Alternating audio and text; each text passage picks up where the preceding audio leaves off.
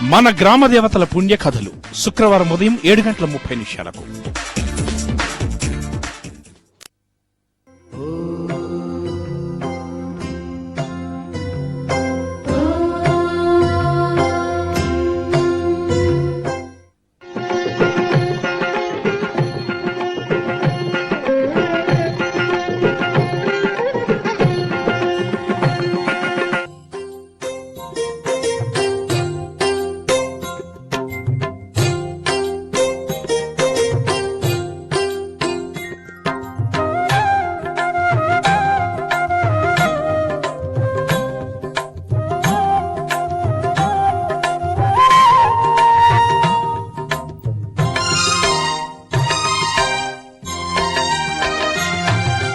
విశ్వశాంతికై విలసిల్లే శ్రీ విష్ణు సహస్రనామం, ఆ పారాయణమే చేసిన భక్తుల జీవనమే క్షేమం. విశ్వశాంతికై విలసిల్లే శ్రీ విష్ణు సహస్రనామం, ఆ పారాయణమే చేసిన భక్తుల జీవనమే క్షేమం. వేనామాల ఆమూల మంత్రం చదివిన మీరు ధన్యులు, అది విన్నవారు చూసిన వారు మహావిష్ణు ప్రియుడు. వేనామాల ఆమూల మంత్రం చదివిన మీరు ధన్యులు, అది విన్నవారు చూసిన వారు మహావిష్ణు ప్రియులు. విశ్వశాంతికై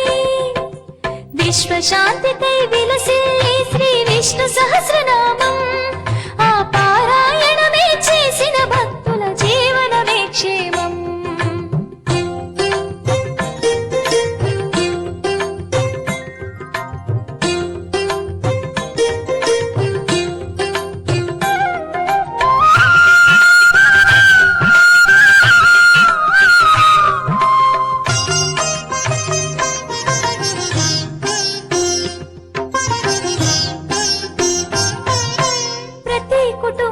బాగుపడాలని పగలు ద్వేషాలు ఉండకూడదని,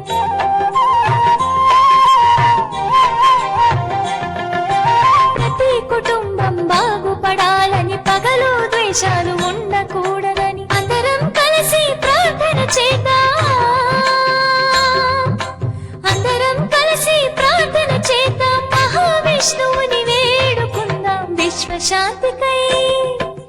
విశ్వశాంతికై విలసిల్లే శ్రీ విష్ణు సహస్రనామం, ఆ పారాయణమే చేసిన భక్తుల జీవనమే క్షేమం.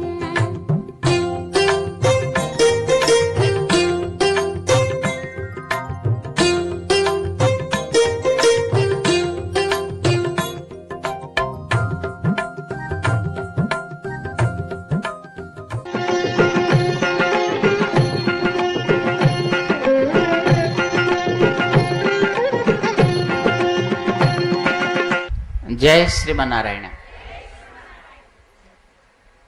వేదాంతద్వయతత్వజ్ఞం మంత్రమంత్రార్థదం గురుం శ్రీమన్నారాయణాచార్య రామానుజయతిం భజే. శ్రీరంగసింహగిరిదేశికపాదసేవా ప్రాప్తాఖిల ద్రవిడ వేద రహస్య జాతం శ్రీ గౌతమాన్వయజమాశ్రిత భాగధేయం గోపాలదేశికమహం శరణం ప్రపద్యే. యో నిత్యమచ్యుత పదాంబుజయుగ్మరుక్మ వ్యామోహతస్తదితరాణి తృణాయ మేనే అస్మద్గురోర్భగవతోస్య దయైకసింధోః రామానుజస్య చరణౌ శరణం ప్రపద్యే.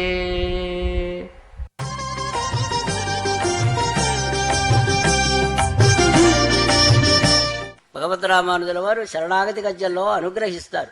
అనుభవించు, నన్ను అనుభవించు, నన్ను అనుభవించు అని నల్లగా తెల్లగా ఎర్రగా ఉండేటువంటి త్రిగుణాత్మకమైనటువంటి ప్రకృతి కాబట్టి దీనిలోనే మానవుని బంధించేస్తుంది.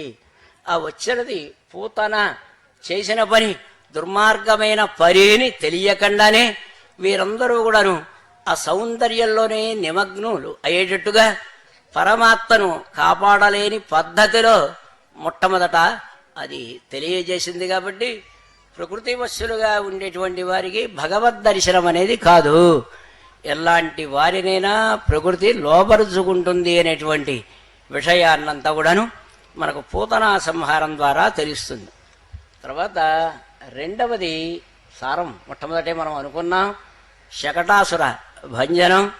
మనం చేసుకున్నటువంటి పుణ్యపాప కర్మను అనుసరించి ఆయా శరీరాలు వస్తూ ఉంటాయి. ఈ మానవ జన్మ జ్ఞాన జన్మ, దీనిని ఎలా ఉపయోగించుకోవాలో తెలుసుకునేటువంటి జన్మ. ఇది భగవంతునికి గనక సమర్పించకపోతే శంకటతీతి శకట అని ఇక్కడ పెద్ద ఇబ్బంది మాత్రం ఉన్నది. శం అనేది అవ్యయం, అందువల్ల శంకరాదుల వలె అవ్యయం అది. ఆ సున్నా ఎలా పోతుందో అందువలన ఇంకా తెలియలేదు. మృద్రంతి కుశ కంటక అన్నప్పుడు కూడా స్వారస్యాలు చెబుతూ ఉంటారు.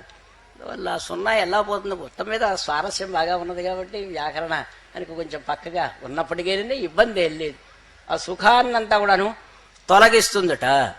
ఈ శరీరం అనేది ధర్మ సాధనం, మంచి పనులన్నీ కూడాను స్వామివారిని సేవించడానికి, పండితుల్ని సేవించడానికి, భగవత్ పూజ చేసుకోవడానికి, భగవంతునికి వ్యతిరేకంగా ఆయనకు కష్ట నష్టాలు కలుగజేయడానికోసమని శరీరాన్ని భగవానుడు ఇవ్వలేదు.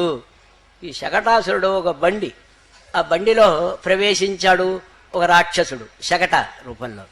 ఇది కూడా ఎప్పుడు జరిగింది? యమున నీరాడపోనేనని తిరుమంగయాళ్వార్ల యొక్క 6వ నెలలో యమునా నదికి వెళ్ళినట్టుగా మనకు హరివంశంలో కూడాను శైల, చేలం అంటే వస్త్రం, శైల ప్రక్షాళనాత్ గత అని వాళ్ళు బట్టలు తుక్కోవడానికి వెళ్ళినట్లుగా ఉన్నది. కానీ శ్రీభాగవతంలో మాత్రం ఆయనకు రోహిణీ నక్షత్రంలో అవతారం కాబట్టి శ్రీకృష్ణ పరమాత్మది ఆ మొదటి నెలలో ఉండేటువంటి ఆ నక్షత్రం వచ్చినదట.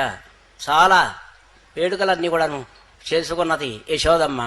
పెద్దల్ని పిలిపించింది, వారి చేత ఆశీర్వచనాల్ని పొందింపజేసింది, వారిని సత్కరించింది, బంధువులందరికీ కూడా ఆతిథ్యాన్ని ఇచ్చింది.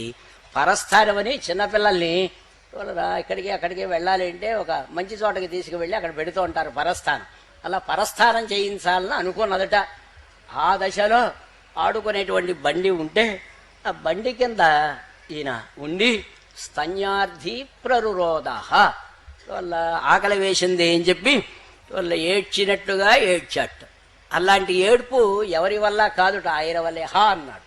వాళ్ళ మహర్షి కూడా చెప్పలేక హా అనేశాడు. వాళ్ళ ఏం చేశాడు? తళర్ందుం మురిందుం శకటరసురల్ ఉడల్ వేర పిళందు వేయ తిరుక్కాలాండ పెరుమానే. పరమాత్మ చూచాట, ఇప్పుడు నాకు ఆపద వచ్చినది. ఆపదను ఎవరు తొలగిస్తారు? భక్తులందరూ తమ ఆపదల్లో ఎలా తొలగించుకుంటున్నారు? శ్రీమన్నారాయణ చరణము శరణం ప్రపంచే ద్వయమంత్రం ద్వారా నన్ను ఆశ్రయిస్తున్నారు, నా పాదాల్ని పట్టుకుంటున్నారు. అంటే భక్తులకే కాక నాకు కూడా రక్షకములు ఈ పాదములే అని. అంటే పరమాత్మ కంటే ఒక గొప్పవాడు, పైవాడు ఎవడైనా ఉంటే ఆయన్ని ఆశ్రయించి ఉండేవాడు. ఒక ఆయన అన్నట్ట, తల మీద ఏదో కుట్టినట్టుగా ఉన్నదండి, బాధగా ఉన్నదని. రెండో ఆయన అన్నట్ట, ఇంకా పైకి ఎక్కదన్నట్ట. తల మీద కుట్టింది అంటే ఇంకా పైకి ఎక్కదని.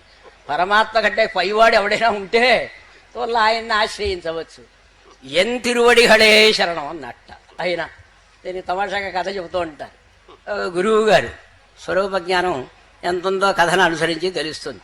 శిష్యులకు బోధించాడు, ఎరా కష్టాలు వచ్చినప్పుడు ఆచార్య తిరువడిగళే శరణం అని అనుకో.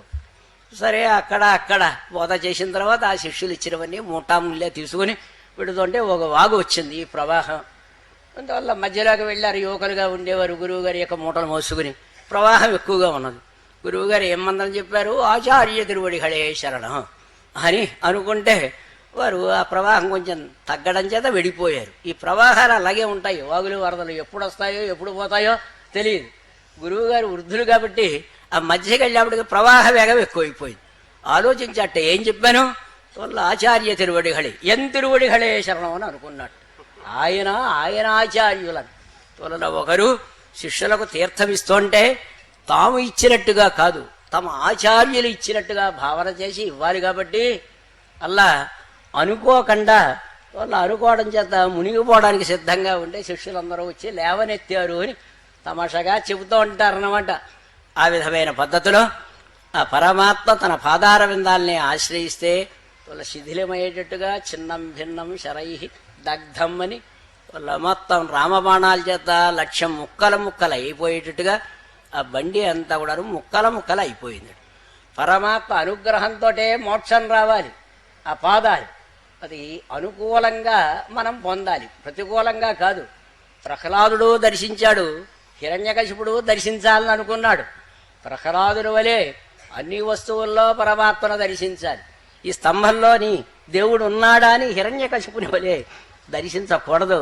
వల్ల శకటాసురుడు వ్యతిరేక భావంతో ఉన్నప్పటికీ పాదప్రహారం చేత వల్ల చక్కగా మోక్షమంతా వచ్చినది. శరీరాన్ని భగవన్ని ఏదడానికి ఉపయోగించాలి అంటే భగవాన్ని సేవకు ఉపయోగించాలి.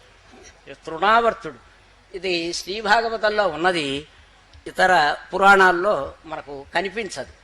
వల్ల ఒకసారి ఆ పిల్లవాడిని ఒళ్ళో పెట్టుకుని యశోదమ్మ కూర్చున్నప్పుడు ఒక కొండ మోసినట్టుగా ఓ విధమైనటువంటి బరువు, అతిమానుష శీలవృత్త వేషములు కదా, మానవాతీతములైనటువంటి చేష్టలు ఆ వెంటనే నేల మీద పెట్టి వల్ల వీడెవడో చెప్పడానికి వీలు లేనటువంటి గొప్పతనం కలిగిన శిశువుగా ఉన్నాడు అని అనుకునే లోపలే ఒక చక్ర వాతం వచ్చినదట. ఓ సుడిగాలి కింద ఒకటే దుమ్ము, కళ్ళు కనిపించగనటువంటి రజస తమసావృతం అంటారు శ్రీభాగవతంలో.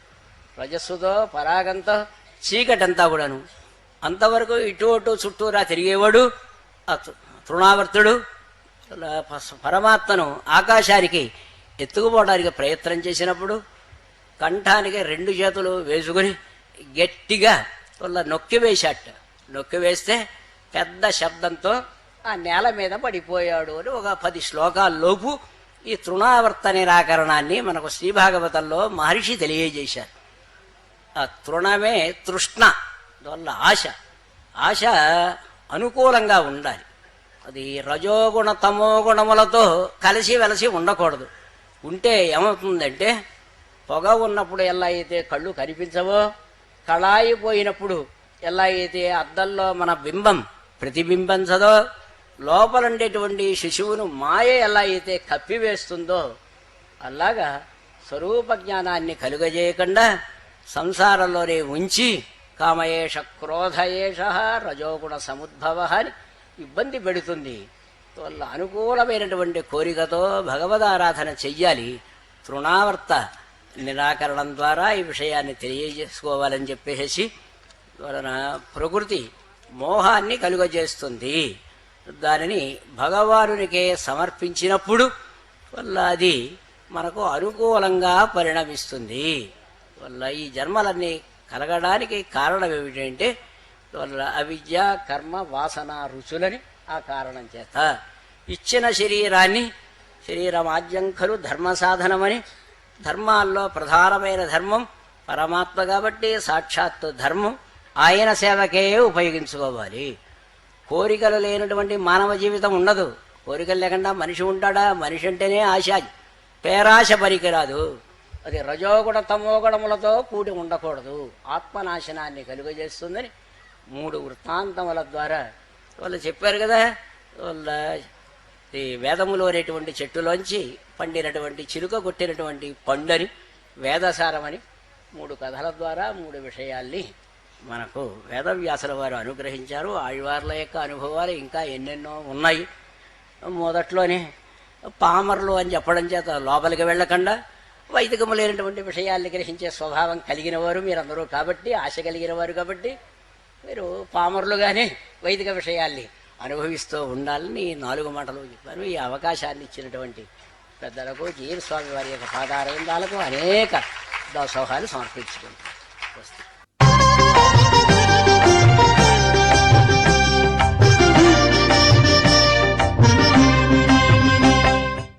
గోశబ్దానికి ఐశ్వర్యమని, భూమిని, ఆవులని, గోసంపద బాగా ఉన్నట్టయితే వారు గోస్వామి. నందమహారాజు గారు ఆయన చాలా గొప్పవాట. లక్షోపలక్ష గృహములు వాళ్ళకున్నాయట అక్కడ నందవ్రజంలోనూ. అయితే ఆ వ్రజంలో ఏర్పడినటువంటి ఉపద్రవములను తట్టుకోలేక వారు సంచార జాతులు గనక ఆభీర జాతికి చెందినటువంటి వారు ఇప్పుడు ఈనాటికి కూడా గుజరాత్లో దీని మీద పెద్ద కాంట్రవర్సీ హిస్టారికల్గా ఉంది. పెద్ద చాలా కృష్ణుని యొక్క జాతి ఏమిటి, ఆభీర జాతి అనేది ఎక్కడి నుంచి వచ్చింది, అది ఎక్కడి నుంచైనా యూరోప్ నుంచి మైగ్రేట్ అయ్యి వచ్చిందా లేకపోతే భారతీయమైందా అని దీని మీద చాలా పెద్ద పెద్ద పుస్తకాలను కూడా పెద్దలు రాశారు. వాళ్ళు సంచార జాతులు. అంటే గోధనాన్ని ఇప్పుడు మనకు చాలా కాలం, నాకు చిన్నప్పుడు మన ప్రాంతంలో కూడా, మాది గుంటూరు జిల్లా కనుక మాకు తెలుసు, అటు కొన్ని ప్రాంతాల నుంచి గోవుల్ని వాటిని తోలుకొచ్చేవారు. తోలుకొచ్చి పొలాల్లో వాటిలో కొంతకాలం పాటు వాటిని కట్టేయడం. 100, 200, 300 గోవుల్ని అలా తోలుకొచ్చి ఉత్తర దేశం నుంచి మన పొలాల్లో కట్టేస్తే అవి పేడ అవి వేసి చక్కగా కావలసినటువంటి ఆ ఎరువులు, సహజ సిద్ధమైనటువంటి ఆ రసాయన స్థితిని కలగజేస్తే అక్కడి నుంచి అలా వెళుతూ ఉండడం అనమాట. అంటే వారు సంచార జాతులుగా గుడారములు వేసుకుని బ్రతుకుతూ ఉండేటువంటి ఒక జాతిగా ఆభీర జాతి ప్రసిద్ధమయ్యింది. అందుకే మనకి శకటాసుర భంజనంలో కూడా మరొక చోట పురాణంలో వెళ్ళారట, ప్రస్థానం అయింది, బళ్ళన్నీ వేసుకుని వెళ్ళారు. బళ్ళు వేసుకుంటే అది వన ప్రాంతం కనుక వాడికి ప్రొటెక్షన్ ఏమిటి అంటే తోడేళ్లు మొదలైనటువంటి క్రూర మృగాలు వస్తాయి. క్రూర మృగం, అందుకే ఆయన చేతిలో వేల్ ఉంటుందంటారు. ఆయన వేలాయుధాన్ని ధరించుంటాడు. పాలు ప్రీతికి వెన్న తీసి అమ్మటమే కాదు, అవసరమైతే శత్రు సంహరణం కూడా చేయగలిగిన పరాక్రమశాలి నందమహారాజుని మనకు గోదాదేవి అనుగ్రహించినట్టుగా వాళ్ళు వెళ్ళిన చోట ఏం చేస్తారంటే క్లియర్ చేసుకుని చుట్టూ ఈ శకటములని ఇలా పెట్టుకుంటారు. ఇలా గుండ్రంగా ఉంటుంది. ఒక శకటాన్ని మాత్రం మధ్యలో ఆ శకటం పట్టే ఖాళీ ఉంచి, అంటే ఒక దుర్గానికి త్రోవ ఉంచినట్టుగా ఉంచుకుని చుట్టూ అలా పద్మాకారంగా శకటములు పెట్టుకుంటారట. పెట్టుకుని మంచి బలిష్ఠులైనటువంటి ఆ గోపకులు కాపలా కాస్తుంటారట. ఇది హరివంశంలో ఉంది కథ. ఎందుకంటే నందవ్రజంలో ఒకప్పుడు ఈ రాక్షసులంతా శృగాల వేషంతో, అంటే నక్కల్లాగాను తోడేళ్లులాగాను వచ్చి పడిపోయినట్టు, గోపకులందరినీ చాలా బాధ పెట్టినట్టుగా కూడా మనకి 2-3 కథలు మనకి హరివంశంలో కనపడతాయి. అది ఇది చూస్తే వాళ్ళకి తెలుస్తుంది. బండి పెట్టారు, ఇలాగూ పెట్టి ఆ ఉట్టేజీ కట్టుకుని వేలాడి తీసుకున్నారు. ఆ వెనక వైపు ఇలా ముట్టి కింద ఉంటుంది, మనము కూర్చునేటువంటిది కింద ఉంటుంది, వెనక వైపుకు అది కాడి ముందు ఉంటుంది, దానికి ఇలా ఉంటాయి. దానికి అవన్నీ కట్టుకుంటారు. వారు ఉండే సామాన్లన్నీ కట్టుకుని వెనక వైపున ఒక ప్రొటెక్షన్ కట్టుకుని గుడారంలాగా, అందులో ఆ క్రింద బిడ్డల్ని వాటిని పరుండు పెట్టడం, వాళ్ళు రక్షించుకోవడం ఒక మర్యాద. ఆ పద్ధతిలో కృష్ణుని పాపం శకటం క్రింద పడుకోబెడితే ఆ శకటంలో ఆవరించినటువంటి ఆ శకటాసురుణ్ణి భంజనం చేసినట్టుగా ఉన్నది. మన తెలుగులో కూడా మాది సుందర తెలుగు, మీ భారతీయారే అన్నారు. సింధు నదీ తీరంలో చక్కగా సింధు నదిలో సుందర తెలుగు పాట పాడుకుంటూ నేను విహరించాలనుందంటాడు భారతీయారు ద్రావిడంలో. ఆ సుందర తెలుగులో ఈ కథలను భావం చేసిన వాళ్ళు చాలా మంది ఉన్నారు. మన పోతన గారిలాగా. ఈవిడ పూతన కాదు, పూతతన. పూతం తనోతీతి పూతతన అంటే ఆ కథను కనుక భావనం చేస్తే పవిత్రుని చేస్తుందట. ఎందువలంటే మనం ఉపన్యాసాలు చెబుతుంటాం, ఉపనిషత్తులు చెబుతుంటాం, ఒక్కసారి ఆయన చూస్తే చాలండి, ఆయన యొక్క దృష్టి పడితే అనేక జనతీ నిలుతూ శాఖం అంటుంటాం. నిప్పు కణంతో దూదంతా పోయినట్టుగా ఒక క్షణంలో అనేక జన్మ సంచితమైనటువంటి పాపం అంతా పోతుందని చెబుతుంటాం. అటువంటి సాక్షాత్తు భగవంతుడు ఆయన వేయించేసి ఉంటే, ఆయన చూచినప్పుడు ఈవిడిలో ఉండేటువంటి అవిద్య నశించదా? ఈవిడ కర్మబంధం ఎక్కడుంటుంది? కవిగారు ఒక ఆయన భావన చేశాడు. ఆవిడ వెళ్ళిందిట కృష్ణుని యొక్క నందమహారాజు గారి యొక్క భవనంలో బారులు కట్టి వెళుతున్నారట. వృద్ధులు, వృద్ధ స్త్రీలు, యువకులు, చిన్నపిల్లలు. ఇదిగో యశోదమ్మ కనదడి చాలా అందమైనటువంటి బిడ్డను కందిటమ చూచి వద్దమమ్మ సుధతులారా, ఆ చక్కగా వెళ్ళి చూచొద్దాం అని చెప్పి పాపం నెమ్మదిగా బయలుదేరి వెళ్ళారట. ఇలా వెళుతుంటే నందమహారాజు గారి గృహంలోకి వెళ్ళేవారే కానీ బయటకు వచ్చేవాడు కనపడలేదు. ఇది పక్కన నిలబడి చూస్తున్నది ఈ పూతన. ఏమిటిది, చాలా ఆశ్చర్యంగా ఉంది. ఇటువంటి లక్షణం కలది ఒకటి ఉంది, అది పరమపదం. నస పునరావర్తతే. ఇటు నుంచి వెళ్ళి 1-way ట్రాఫిక్. పరమపదానికి వెళ్ళిన తర్వాత మళ్ళీ తిరిగి వస్తాం. మా బిట్టలవారి పాలన రావాలి, లేదా మా కొవ్వూరు రావాలంటే ఇంక తిరిగి వచ్చే ప్రసక్తి లేదు. వెళ్లే ముందే ఆలోచించుకోవాలి. అటువంటి స్థానంలో పరమపదంలా కనిపిస్తోంది నందమహారాజు గారి గృహం. అందరూ లోపలికి వెళ్తున్నారు, ఎవరూ బయటికి రావట్లా. వెంటనే వీడికి సందేహం వచ్చింది. పూతన పక్కన నిలబడి చూస్తోంది. నాకేమైనది, నేను అగుదునా? ఆవిడ అనుకుంటారు, ఏమిడైపోయింది నాకు ఇక్కడికి వచ్చేప్పటికి వాతావరణం చూస్తే నన్ను నేను మర్చిపోతున్నాను, ఇక నేను లోపలికి వెళితే నేనుగా తిరిగి వస్తానా అని సందేహం వచ్చింది. అంటే మోక్షస్థానానికి వెళతానేమో భావన అనమాట. అక్కడికి వెళ్ళింది. వెళ్ళేప్పటికి సరే అలంకరించుకుని మన స్వామివారు చెప్పినట్టుగాను అలంకరించుకుంటే ఆవిడ కొంచెం మర్యాద ఇచ్చారమ్మా, రా అన్నారు బాగాను. ఈ అలంకారం ఈ చాలా విచిత్రంగా ఉంది ఈవిడ యొక్క వేషం చూస్తే. ఒక దివ్యస్త్రీ అనుకున్నారు, లోపలికి త్రోవ ఇచ్చారు. స్వామి దగ్గరికి వెళ్ళింది, చూచిందట. చూస్తే ఒక చిరునవ్వు నవ్వాడు. మన ఉపనిషత్ చెబుతుంది, భిద్యతే హృదయ గ్రంథి ఛిద్యంతే సర్వ సంశయా క్షీయంతే చాస్య కర్మాణి తస్మిన్ దృష్టే పరావరే. ఆయన దృష్టే, దృష్ట శబ్దాన్ని తాంతంగా తస్మిన్ దర్శనే సతి. తస్మిన్ దృష్టే అంటే అర్థం కాదు, ఆయన చూడబడితే కాదు. తస్మిన్ దర్శనే సతి, ఆయన యొక్క దర్శనం అయితే చాలు, ఇంకా అనేక జన్మ సంచితములైనటువంటి పాపాలన్నీ పోతాయిట. అందుకని పాపాలన్నీ పోయినాయి.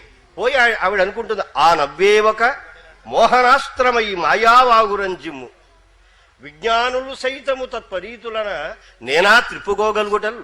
ఆ నవ్వే ఒక మోహనాస్త్రమయ్యి మాయావాగురంజిమ్ము విజ్ఞానులు సైతము తత్పరీతులన నేనా త్రిప్పుకోగలుగుటల్. సానన్ దానవిన్, ఆడదాన్ని, పైగా దానవ ప్రవృత్తి గలదానిని. సరే, ఏది ఎట్లయినా ఏదో రోట సిరంబు పెట్టి పై రోకటి బోటికి జంకనవునే. ఆడికి వెళ్ళిన తర్వాత తీరా ఆయన ఏమైతే ఏం చేస్తాడో, మళ్ళీ జన్మ ఉంటుందో ఉండదో, నేను బయటికి వెళతానో లేదో, అయినా ఇంకా ఆలోచనందుకు. నా సర్వస్వంబు నీవై భరంబూనన్ కేల్గవ దొయిలించిదిని బాబు నన్ను పాలింపరా అన్నదట ఆవిడ మనస్సులో.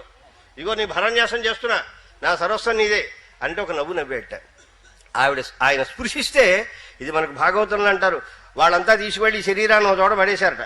ముక్కలు ముక్కలు ఖండించి దాన్ని దహనం చేస్తుంటే కొన్ని యోజనముల దూరము చందన పరిమళం పరివ్యాప్తమైందంటారు. ఎంత పవిత్రమైనటువంటిది ఇది పూతన, అద్భుతమైనటువంటిది. పూతనంటే ప్రకృతి హిరణ్మయేన పాత్రేణ సత్యస్య అభిహితం ముఖం తత్వం పూషన్ అపావృను సత్యధర్మాయ దృష్టయే. నాయన, ఈ ప్రకృతి చూస్తే ఇదంతా మా కోసమే ఉంది కాబోలు, ఈ పళ్ళన్నీ మా కోసమే, ఈ చెట్లు, నీరు, గాలి, నిప్పు అంతా మా కోసమే, ఇది మాకు భోగ్యమైన వస్తువు అని చూచేటప్పటికల్లా దాని యొక్క సౌందర్యానికి ఈడుపడేటువంటి లక్షణం మనలో ఉంటుంది. కానీ ఆ భగవంతుడే అనుగ్రహించాల తత్వం పూషన్ అపావృను. మాకు ఈ ప్రకృతి యందు ఉండేటువంటి భోగ్యత బుద్ధిని నీవే సంకల్పించి తీసేనాయన. సత్యధర్మాయ, వాస్తవమైనటువంటి స్వరూప జ్ఞానం మాకు కలగాలి. అందులో ఈ పూతన అనేటువంటి ఒక మాయ, పూతన అనేటువంటి ఒక అవిద్య, పూతన అనేటువంటి ఒక ప్రకృతి మన యొక్క స్వభావాన్ని చుట్టుకొని మనను ఈ బంధంలో పడివేస్తే, ఆ భగవంతుని యొక్క సంబంధం చేత ఈ ప్రకృతిని మనం దాటడమే పూతన యొక్క సంహరణం, పూతన యొక్క మోక్షము అని మనకు పెద్దలు చెబుతారు. ఆళ్వారుల యొక్క శ్రీ సూక్తులతోటి ఆ శకటాసుర భంజనం, తృణావర్త భంజనం ఇవన్నీ కూడా మన స్వామి చాలా అందంగా చెప్పారు, అందరికీ అర్థమయ్యేటట్టుగా చెప్పారు. వారికి సర్వదా కృతజ్ఞతలు. ఈనాడు రెండవ ప్రసంగాన్ని నిర్వహించేటువంటి పెద్దలు డాక్టర్ టీకేవి అయ్యంగార్ స్వామివారు. వారు వరంగల్లో ఉన్నటువంటి ఓ పెద్ద ఇంజనీరింగ్ కాలేజీ, మీ అందరికీ తెలుసును, చాలా రీజనల్ ఇంజనీరింగ్ కాలేజీ కాబోలు, అది నేషనల్ ఇన్స్టిట్యూట్ ఆఫ్ ఇంజనీరింగ్ కాబోలు. దాంట్లో వారు head of the department mathematics, పెద్ద ప్రొఫెసరు. వారి అందులో ఎంత పెద్ద ప్రొఫెసరో ఇందులో కూడా అంత పెద్ద ప్రొఫెసర్ మన ఉభయ వేదాంతాల్లోనూ. అటువంటి వారిని తమ యొక్క శ్రీసూక్తిని గోవర్ధనోద్ధరణము అనేటువంటి ఘట్టం, ఇది బృందావన లీల అంటారు. మనకు వ్రజలీలలు, బృందావన లీలలు, మథురా లీలలు, ద్వారకా లీలలు. ద్వారకా లీలయే చిట్ట చివరికి అది మనకు కురుక్షేత్ర సంగ్రామం జరిపిన తర్వాత లీల. చిట్ట చివరికి ఒక ఆయనకు విశ్వరూపం దర్శింపజేస్తాడు. ఒక మహాముని వచ్చి, ఏవయ్యా ఇంత గొప్పవాడివి నువ్వు ఉండి ఇంత దుర్నయం జరిగేటట్టు చేశావే, ఈ యుద్ధం ఏమిటి, ఈ లోక సంహరణం ఏమిటి, ఇంత సమర్థుడైన వాడివి నువ్వుండిలా చేస్తున్నావా, నేను శపించేస్తానంటాడు. అంటే సరే నాయన, నువ్వు శపించు, పిల్లి శాపనార్థాలకు ఫలం ఏమిటి, నువ్వు శపించిన నీ శాపం నాకేమీ అంటదు, ఇదిగో నా స్వరూపం తెలియజేస్తానయ్యా అని చెప్పి ఇప్పుడు తన విశ్వరూపాన్ని దర్శింపజేస్తాడు. అది లీలలలో చిట్ట చివరి లీల, అది ద్వారకా లీల. అంటే ద్వారకలో ఉండి తాను అనుగ్రహించినటువంటి లీలగా భావన చేస్తాం. అందులో ఇప్పుడు ఈ గోవర్ధనోద్ధరణం అనేది బృందావన లీల. ఆ లీల గురించి, అందులో ఉండేటువంటి వైభవాన్ని గురించి భాగవతంలో చాలా విస్తారంగా ఉంది. చాలా రేషనలిస్టిక్ వ్యూ. ఆయన చూస్తే పెద్ద హేతువాదిలా, మహాహేతువాదిలా కనపడతాడు ఆయన కృష్ణుడు గారు. ఆ శ్లోకాలు అస్తి జయదీశ్వర కశ్చిత్ ఫలరూప్యస్య కర్మాణం కర్తారం లభతే సోపి నకర్తు ప్రభు సహ. అసలు దేవుడు ఉన్నాడా లేడా, ఉంటే నువ్వు చేసేటి కర్మే, నువ్వు చేసే కర్మ యొక్క ఫలమే దైవం, అంతకంటే దైవం లేదు. ఇప్పుడు చాలా శ్లోకాల్లో ఆయన కాన్సెప్ట్ అంతా ఉంటుంది. మన అయ్యంగారు స్వామివారు అని చక్కగా దాన్ని వివరించవలసిందిగా ప్రార్థన చేస్తున్నాం.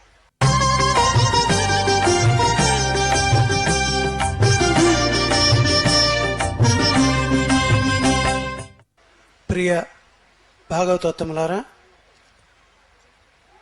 మొట్టమొదటగా శ్రీ శ్రీ శ్రీ జిఆర్ స్వామివారి సన్నిధిలో పాదపద్మాలకి దాసోహాలు సమర్పిస్తూ పెద్దలైన ఉభయ వేదాంత విద్వాంసులు, వేదికను అలంకరించిన పెద్దలు, మా అహోబిల రామానుజ జిఆర్ స్వామివారు, పెద్దలైనటువంటి వారు అందరికీ దాసోహాలు సమర్పిస్తూ తల్లులు, తండ్రులు, అన్నలు, అక్కలు, చెల్లెళ్ళు ఎందరో ప్రేమగా ఈ ఉత్సవంలో ఆర్తితో పాల్గొనడానికి వచ్చినటువంటి మీ అందరికీ మా ఆచార్యులు, మన ఆచార్యులు అనేక మంగళాశాసనాలు చేయాలని ప్రార్థన చేస్తూ గోవర్ధనోద్ధరణం గురించి కొద్దిసేపు తగ్గించుకుందాం. శ్రీకృష్ణ భగవానుడు మానవ రూపంలో అవతరించినటువంటి వాడు. మనలాగా పుట్టాడు. ఆయన కూడా పుట్టాడంటే బాగుండదని వ్యాసుల వారు దేవకీ పూర్వసంధ్యాయాం ఆవిర్భూతం మహాత్మన అన్నాడు. ఆవిర్భవించాడన్నాడు. వ్యాసుల వారికి కొంచెం భయం పెరవాళ్ళంటే మనకి కొద్దిగా ఉందనుకోండి. వ్యాసుల వారికి జ్ఞానులైనటువంటి పెద్దలకి పరమాత్మ అంటే భయం ఉంటుంది. కానీ ప్రేమగా ప్రపన్నులైనటువంటి ఆళ్వార్లకి ప్రేమ ఎక్కువైతే, భక్తి ప్రేమగా పర్యవసిస్తే ఉన్న మాట ఉన్నట్టు మాట్లాడతారు. వారు పుట్టాడని అంటారు. వృత్తి మగనాయి పిరందు అంటారు. పుట్టాడు స్వామి. ఇందాక మా స్వాములు అనుగ్రహించినట్లుగా మనందరం 9 నెలలు గర్భంలో ఉండి తల్లిని కష్టపెట్టి బయటికి వచ్చినట్లుగా కాక ఆయన 12 నెలలు గర్భవాసం చేశాడు. ఒరే వెర్రివాళ్ళలారా, మీరు గర్భవాస దుఃఖం అనేది 9 నెలలే అనుభవిస్తారు. నేను మీకోసమని చూడండి, మీకంటే ఎక్కువ కష్టపడి మీకోసమని నేను ఇలా పుడుతున్నా అని 12 మాసాలు గర్భంలో ఉండి పుట్టాడు. అక్కడ ఈ పుట్టడం మనలాగా ఓ 2 చేతులు 2 కాళ్ళు ఇలా పుట్టలే. చతుర్భుజుడై అవతరించాడు. 4 భుజాలు, ఆ శంఖం, చక్రం, గద, శార్ంగం, అన్ని ఆయుధాలు, పద్మం, కిరీటం, వనమాల, వీటన్నిటితోటి అందంగా అవతరించాడు. ఇలా అవతరించడం కుదురుతుందండి? ఇలా పుట్టడం ఎవరైనా పిల్లలు ఇలా పుడతారా? పుట్టేటప్పటికి తండ్రి తల్లుల సంకెళ్ళు విడిపోయాయి. అలాగే ఆ జైలు గోడలు, కారాగృహంలో కదా పుట్టాడు. పుట్టినటువంటి జైలు వేసినటువంటి తాళాలన్నీ విడిపోయాయి. తల్లి తండ్రి సాష్టాంగంగా ప్రణామం చేశారు. ఎవరైనా పుట్టిన పిల్లవాడికి దండం పెడతామండి? అలా పెట్టమే. వాళ్ళు దండం పెట్టారు. తర్వాత నాయన ఇలా ఉంటే నిన్ను సాక్షాత్తు శ్రీ మహావిష్ణువు శ్రీమన్నారాయణుడు అనుకుంటే ఆ కంసుడి వల్ల ముప్పు కలుగుతుంది నాయన అంటే, వెంటనే మా రాముల వారు పెద్దవాడయ్యాక తండ్రి మాట వింటే ఈయన పుట్టగానే ఉపసంహార సర్వాత్మన్ అని చెప్పి ప్రార్థన చేస్తే వసుదేవుడు ఆ ప్రార్థనని అంగీకరించి ఆయన ఆ 4 ఈ ఆయుధాలన్నీ వదులుచుకుని తీసేసుకుని తర్వాత చిన్న పిల్లవాడిలా తయారయ్యాడు. అక్కడి నుంచి మందరిని మాయలో పడవేసి యశోదాదేవి దగ్గరికి వెళ్ళాడు. ఇలా తలుచుకుంటే అన్నీ అతిమానుషమైన చేష్టలు. రోజుల పిల్లవాడుగా స్వామి అనుగ్రహించారు. పూతనని సంహరించాడు. ఒక తల్లి పాలు తాగేటువంటి పిల్లవాడు తల్లి ప్రాణం తీయడం, తల్లిలాగా పాలు ఇవ్వవచ్చిందని ప్రాణం తీయడం చూస్తామా? రాక్షసి అనేటువంటి విశేషాన్ని గ్రహించినటువంటి స్వామి తర్వాత శకటాసురుని ఊరికే కాలుతోటి ఇలా తన్నాడు. వేలు తగిలితే బండి కాస్త అంతెత్తెగిరిందిట. అంతెత్తెగిరి సంధిబంధాలు విడిపోయి అక్కడ రాక్షస రూపంలో పడితే ఏమైందని పెద్దవాళ్ళు వచ్చి అడిగితే చిన్న చిన్న పిల్లలు అక్కడ మనకి కన్నయ్య లేడు, ఈయన ఇలా తన్నాడు, తంతే బంతే అది ఎగిరిపోయింది పైకి, ఆ బండి ఎగిరి, అరే తంతే బండి ఎగురుతుందిరా అని చెప్పి వీళ్ళు చివాట్లు పెట్టి ఇదేదో జరిగింది అనుకుని సరే వాళ్ళ చేత ఆవు తోకలో ఉండే వెంట్రుకుంటుంది చూడండి, రక్షగా కట్టారు. పాపం అందరినీ రక్షించేటువంటి స్వామికి రక్ష కట్టారు ప్రేమతో వాళ్ళు. అదిగో ఇది ఒక అతిమానుషమైన చేష్ట. ఏడాది పిల్లవాడిగా ఉన్నప్పుడు తృణావర్తుడు అనేటువంటి వాడు